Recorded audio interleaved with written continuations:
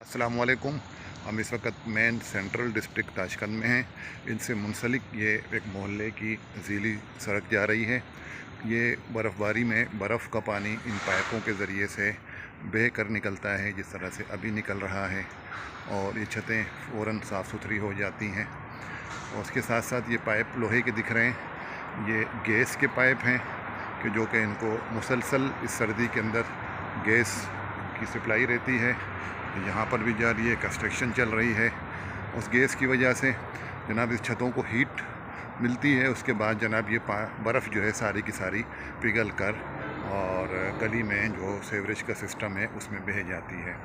यहाँ पे अभी ख़ज़ां का मौसम तारी है और ये मोहल्ले में सफाई सुथराई बड़ी मिसाली होती है। ड्रेन सिस्टम भी उसी से ही मुंसलिक होता है कि जैसे ही पानी बहता है, बर्फ़ बहती है, तो ये ऑटोमेटिकली, ये देखें, ये ज़ीली सड़क है, एक मोहल्ला सा है, लेकिन चीज़ें बड़ी साफ़ सुथरी और बड़ी मैनेज हैं। किसी किस्म की कोई भी बेतरतीबी दिखाई नहीं देती।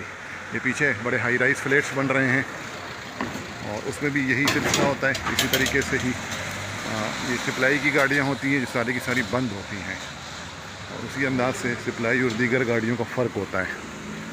तो ये एक मोहल्ला था, एक अचानक ही मेरे जहन में आया, तो मैंने कहा आपको यहाँ का एक मोहल्ला दिखा लें कि यहाँ मोहल्ला किस किस्म का होता है और सफाई का निज़ाम और दीगर चीज़ें किस तरह होती हैं।